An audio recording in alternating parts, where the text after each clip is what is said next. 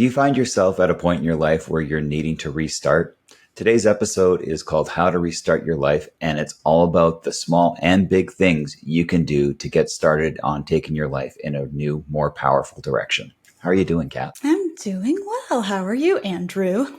I'm doing good. It's a rainy day here, but rain is way better than snow. So that's what we get Agreed. in springtime. So it's all good.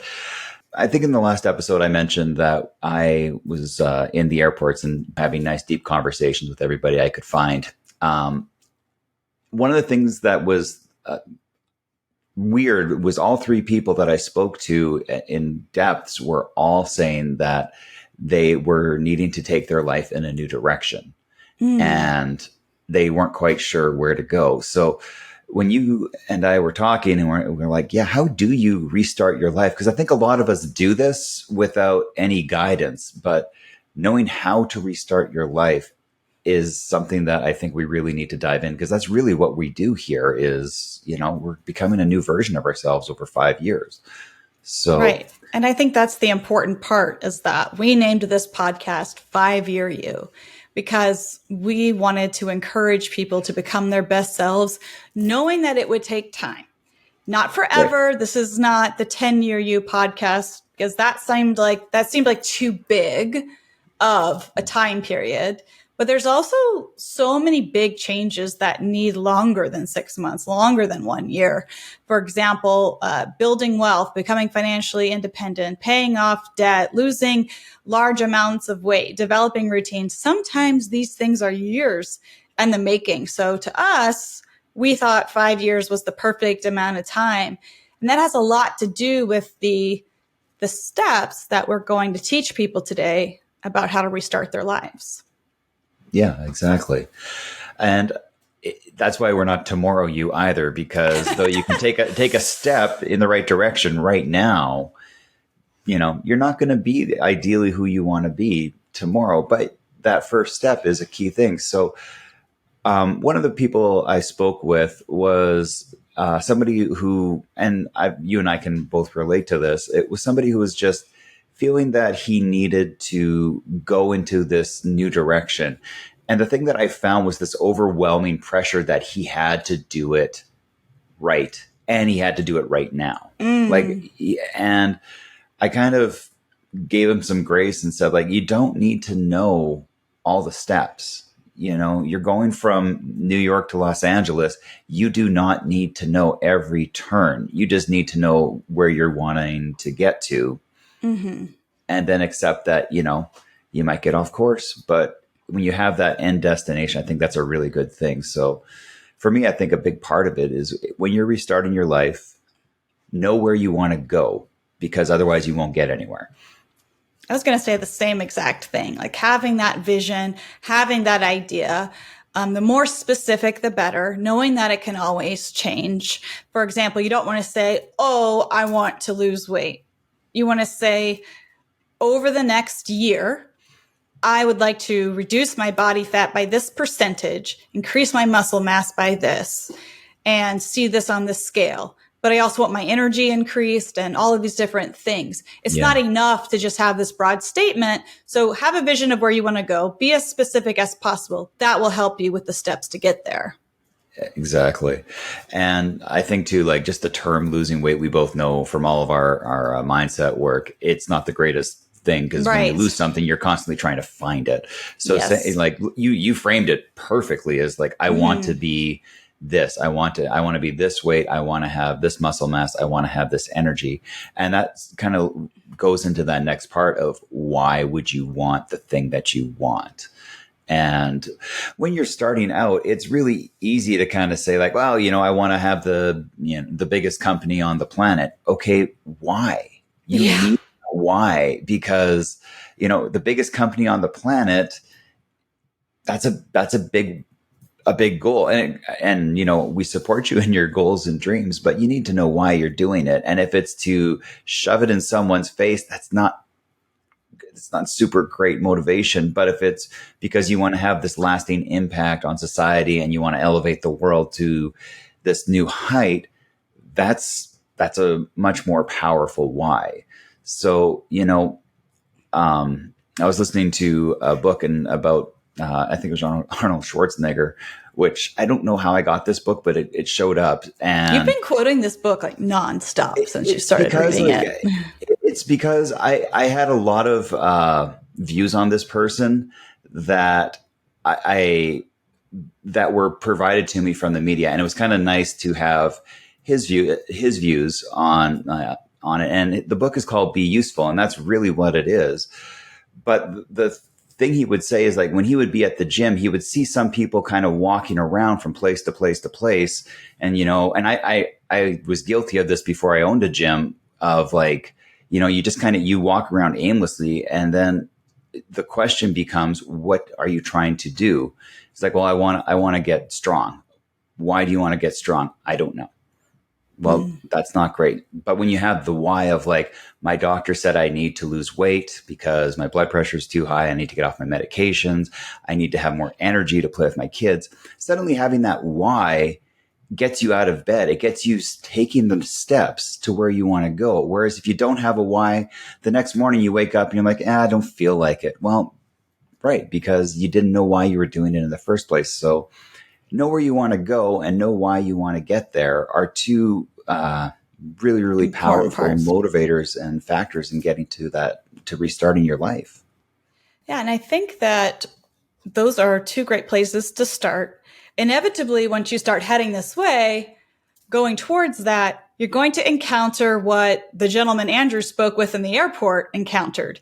He was so afraid of making the wrong choice. And so what we want to convey to you is that there are no wrong choices. There are No. only lessons. That's it. There are no Life is a wrong learning choices. opportunity. Absolutely. You might, and it's possible, you could go back to school for 4 years to do something completely different, and you find out that you hate it. But no education's wasted. No experience is wasted. We learn something from everything we do. Even if it's not right for us, we learn.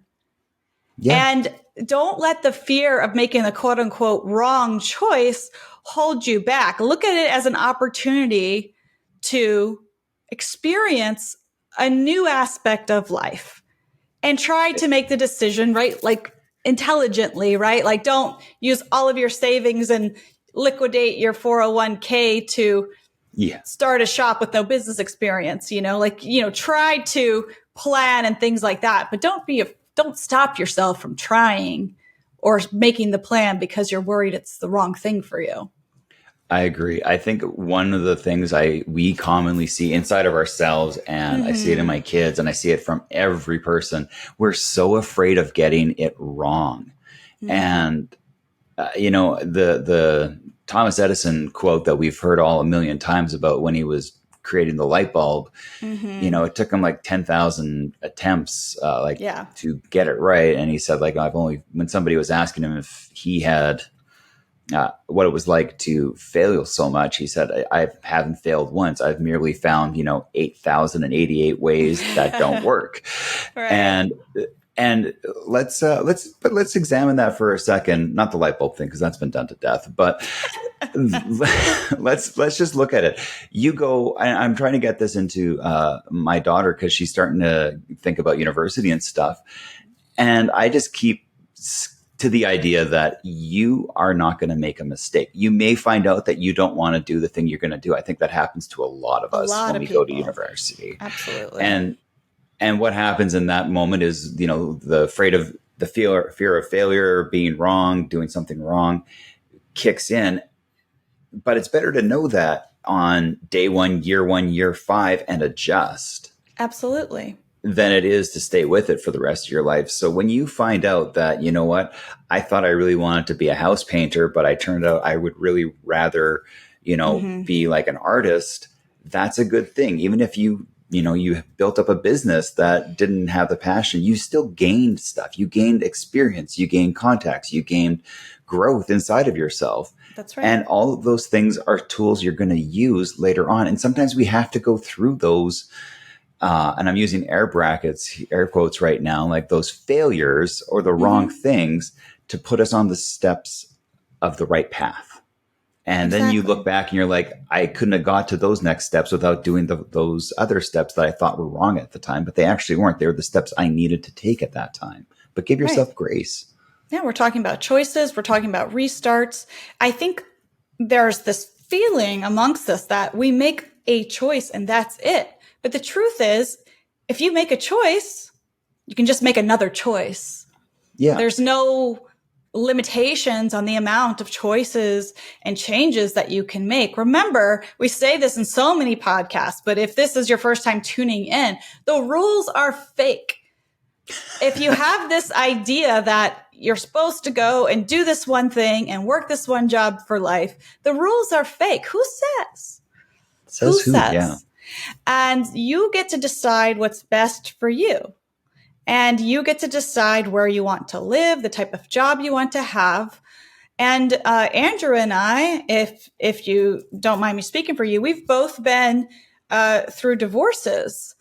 And I could easily sit here and say, oh, was that a mistake? And like, did I make the wrong, choice in marrying this person? Well, no. I learned so much from my marriage.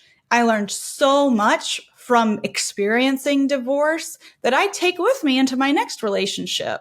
Not only that, I have 2 beautiful children from it. I was going to And say, I think it wasn't a wrong choice, no, it wasn't. It's a path that you needed to go on. And without getting too deep into our own personal journeys and the stuff that we've learned, because I think everybody that goes through these things has Sure. their own journey through it. Yeah. It's very easy for you to look back on your life and go, maybe I shouldn't have gotten married. But when you take out that Jenga block on the building of your life, everything on top falls away, and that means that then you don't have the kids, Yeah. then you don't get the experiences, good and bad. And I think we kind of look at that. We look at the things we've gotten, again, air quotes, wrong. Yeah. And that doesn't exist. It's just a learning opportunity. Now, if you make that same mistake over and over and over and over again, Yeah.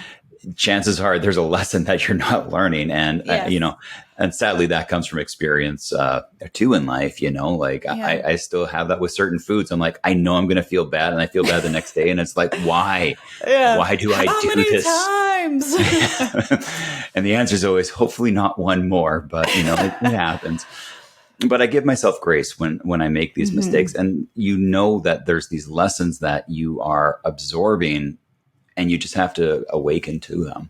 So you're listening to this because you want to know how to restart your life. So now we've covered, where do you want to go? Why do you want to go there? And knowing that there's no right order in those two. It's just, I want to get healthy. Why? Because I want more energy. Or I want to be my own boss. Why? Because I like the freedom and autonomy. And I would rather work 10 hours a day hard for myself than 8 hours a day for someone else. Whatever the why is important. The why is going to change, and the destination can change too as you're going through it. Give yourself permission to do that. You started ringing when I said that. And when it comes to like the more today's stuff, I think we should get into that, because that's really the important things for people right now. So you're sitting there and you're like, okay, I want to give me something big, like not something for you or for me, but like something. Let's say like moving to a different country. Ooh, okay. So you decide, you know what, I want to move to Portugal because it looks cool. I want to be on the ocean. I want to know what it's like looking at the Statue of Liberty from across the ocean at this point, whatever it is. You have your why, but in more deeper, it's why I want to experience a new culture. It's time for a cultural shift. You got a lot of stuff that you got to do. So now it becomes that point of, okay, what are the first steps I'm going to do? Right. And for me, one would probably be learning a bit of Portuguese, because, that's going to be important. I would be me, and I would like deep dive so hardcore into like expats in Portugal. I'd like find what kind of jobs people are doing. I'd try to find a lot of information on the different cities and the cost of rent, and can expats buy homes, and all of these different things. What are the visa laws? Like I would probably be opening 50 tabs on Portugal and bookmarking them all and trying to like I would do a data gathering phase, me personally. Right. You'd be like, I'm going to learn Portuguese. I'm going. And I'm like, let me figure out every single thing I need to know. It's a good example of how different people do things differently. Yeah. But the next thing would be maybe I should go visit Portugal. Yeah. Rather than move my, upend my whole world to see that I actually there in the like summertime or whatever. Yeah, exactly. Maybe you don't like the heat. I mean, one of the worst sunburns I ever got was on the coast of Spain in the summertime. Yeah. It turns out you do need sunscreen when you only see the sun 1 month a year in Canada. But yeah, it burnt me bad. But that's the whole point, is to go and experience it. So you dip your toe in is really what we're saying. And you start to do the research and see what happens. Maybe you start to learn the language. Maybe even just go to a Portuguese restaurant in your town or city that you live in to go, do I like this kind of food? Do I, it might be a really weird thing to say, but when you hear people speaking that language, does it feel good to you, or does it grate on your nerves? Because if it grates on your nerves, that might not be the place for you to move, and you may need to adjust, and that's okay. Right. If you still need to work, if you're not financially independent, can I work in Portugal? Will my current job let me work remotely over there if I'm a few hours ahead? Am I able to create a business on the side, because Portugal's so affordable, where I really only need a much smaller amount to live each month? Can I create something within the next year that I have when I go there to sustain me? What's my plan for it? So here, I think we're bringing up something that I just want to bring to light. Once you've made your decision, you have your why, and you're starting to make these little steps, the restaurant, the deep dive. I'm hungry right now, so I might come back to the coffee, all these things. Once you have that stuff, what happens next is you're going to get questions, you're going to get roadblocks, and you're going to get tested in this idea because it's new. And it's something very different happens when you're going from your mind and just imagining something to starting to take tangible steps towards it. And sometimes the universe, the world, whatever you want to label it, is going to test you to make sure you actually want this. And other times there might be these roadblocks and detours that are there. Like, you know what? Their broadband internet. I don't know anything about Portugal, for the record, but let's just say we're just spitballing here. We're spitballing here. So one of the things might be, yes, my work does let me work remotely, or they have like an expat visa or, like a remote work visa. But what they don't have is internet that can keep up with the job that I have. Right. So suddenly that one is off the list, and you might have to adjust, and that's okay. Or you might just have to go, maybe that's not the job I want to have when I'm over there. Maybe I want to do something else. So it's quite possible you'll mention it to family and friends, and they will shoot down your idea. Say, that's a terrible idea. Oh, a single woman can't go live in another country. That's too dangerous, or whatever it is. Be prepared once you make your decision to pursue it. Be prepared for the resistance. Because sometimes the universe tests you to make sure you actually want to do what you want to say you want to do. Yeah, there's the conviction test, right? And you're going to get that internally and externally. And if my mom said that to me, I would say, Mom, I'm not a single woman. I am a single man. And sorry, I know my mom listens to this every time, so I'm just trying to make her laugh. I believe when you have those little objections that come up, they're bricks on your path that you're laying for yourself. And it's, do I really feel this way? Am I willing to leave those people around me and step out? Because most people, in the case like moving away or doing something that is completely different when you are restarting your life, the average person is so, I don't want to say growth avoidant, but they're so set in their ways that to do what you're doing, you may as well say, I'm going to be the one person that colonizes Mars on my own. It's not going to register for them. And that's okay. But you got to understand that they're coming through it through a paradigm that is not your own. And some people are going to be approaching things on an emotional basis that they may not be aware of. And it might be, did you know that there was an earthquake in Portugal, 50 years ago? Again, knowing nothing about this country, probably should have fleshed that out before we went, but whatever. We're down this road and here we go. But when, you know, people are going to have these odd objections to you. Mm-hmm. They're going to throw things in your face. And I think part of it is just kind of knowing that these people just care about you and Sure. what you're saying is so foreign to them, Yeah. or they just don't want you to go in some cases, or they don't want you to get hurt, or they don't want you to experience pain, that might be something that is coming out, and it's coming out in different ways than simply saying, please don't go. I'll miss you, you Yeah. know?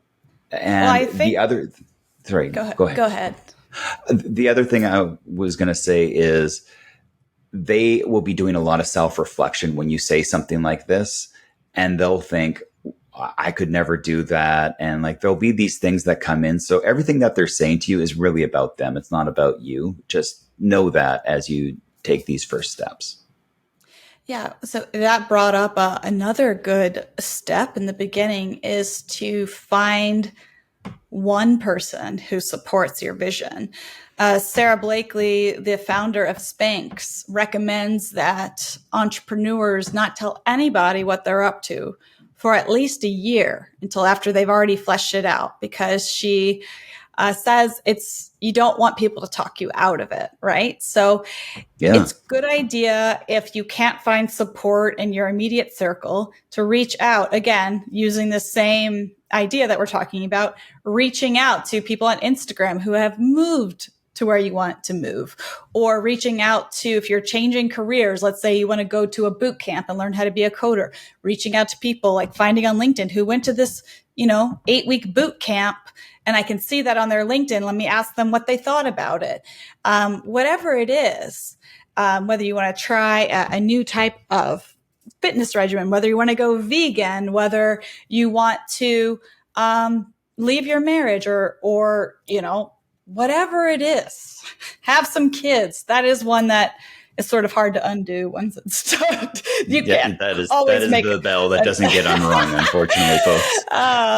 You cannot make a new choice with that. They're yours. Yeah. But all that to say is there are people likely who have taken a similar path, started their life a year or two ahead of you, and you can go to them for support. It's really important to surround yourself with people who share your vision. And because it might be a lonely road, but if you could just find one person that will help you and sort of be your advocate along the way, then I think that goes a long way in helping you achieve your new version of yourself.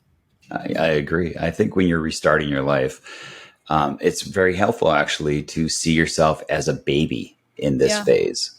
And, you get to choose. The nice part is you get to choose your quote unquote parents that can support you in this. And they don't actually have to be your parents. They can be people on the internet, friends, whoever you want to support you.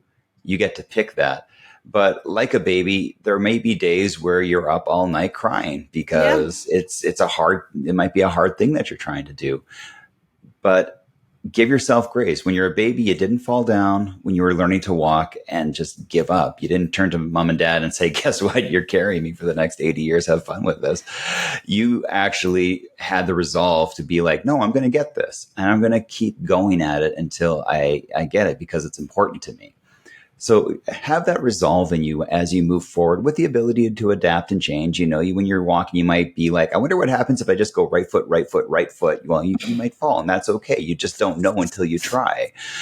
But I still make that mistake most of the time. Like there's definitely once a week I do that. But that's, give yourself grace, find those people that are supporting you and see the eyes through it as, you're getting to restart your life, whether it's like just a small thing like eating healthier or a big thing like moving to a new country or starting a business or whatever. You're on an adventure. Yeah. That's exciting. And I think as we get older, and maybe it's just me, but I find that as I get older, excitement and anxiety feel very, very similar. And I've felt the anxiety my whole life. And I'm just trying to embrace things as like excitement now. And like, no, this is fun. This is what life is supposed to be like. You're consciously making a choice to change. And it's nerve wracking, but enjoy the excitement that comes along with it because life is meant to be an enjoyable adventure with lessons that you learn as you go. So when you're restarting your life, that would be my suggestion. And the first few steps, and then you just keep adjusting as you go. You take the next step. You figure out if you like it, you adjust. If you don't, celebrate the wins, celebrate the losses even more. I love that. And most importantly, continue to make your choices as your authentic self, because we truly believe that when you are authentic and you stay true to your actual desires and hopes and dreams, that is the path to happiness. Absolutely. Absolutely. Is there anything else you wanted to add about the whole restart your life? I think we covered it all, and yeah. Well, that's awesome. Always good. I think this is one of those topics that you and I have definitely touched on a lot in our conversations, but we've never actually recorded it or kind of formalized it at all. Mm-hmm. So that brings us to our glimmers. And for those of you that are new to the show, every episode we like to share something that is lighting us up, whether it's a good Amazon find or just a little moment with our kids or family members, or just something that made us smile. Kat, what is your glimmer this week? Well, I have the pleasure of having Mother's Day and my birthday exactly 1 week apart. And so I feel like I have been just showered with all kinds of gifts. And my favorite ones come from my 10-year-olds because they're so funny. And like they're at this age where they pick out stuff for me themselves. If you're watching us on YouTube, I'll show you what my son got me. It's this like rainbow knitted flower. Because my kids know, I know my kids know I love rainbows. They know I like rocks and crystals and fossils. And so I got a lot of rocks. I got some hand painted rocks. I got some, crystal earrings, and it's just so cute. It just delights me to think that, when they're walking around with their dad and they see something that makes them think of me, that they can scoop it up. So I really enjoy, birthdays are kind of a weird thing. Sometimes they're great. Sometimes they're a little meh. I'm sure others can relate. So it's a glimmer for me that my past birthday was a good one. And I got a little bit spoiled, for sure. Happy birthday. And yeah, it's nice to have Mother's Day. It's kind of like, I guess, having like your birthday and Christmas close together. Yeah, it was a boom boom for sure. Yeah. And for those of you wondering, I got Catherine a load of gravel, and it turns out those are not the rocks she likes to get. So anybody needs gravel, just head on over. True. No, I'm just kidding. That's we'll really have nice. to talk about it. Andrew got me the 23andMe kit. So in about 6 weeks, I'll report back on that glimmery thing. We'll find out if I'm an alien or not. Yeah, I got mine a while back, and it's been very interesting. I didn't realize they could get so much out of like you just give them your spit. I'm like, I didn't know there was that much information in it. That's wild. It's very wild. How about you? I guess it's my turn. My glimmer is this podcast. I was feeling a little down before we came on this podcast. And as we've been sitting here talking, I just realized how much I really love doing this. And Aww. I'm very grateful for whoever listens to this. I'm always grateful to have a conversation with you, Catherine. You know that. But I get as much out of doing this podcast than I hope anybody else gets listening to it. It just feels really right.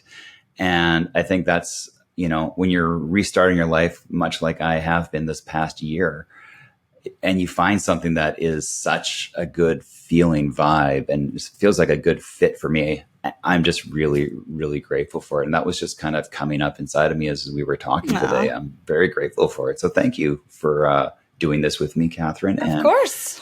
Thank you for listening. It's the pleasure is truly mine. Oh, well, I think that is a great note to stop on. Just a reminder, we're two people on the internet. We're not doctors or anything else, but we do want to help. If you feel that you need professional medical care, please see a licensed medical practitioner.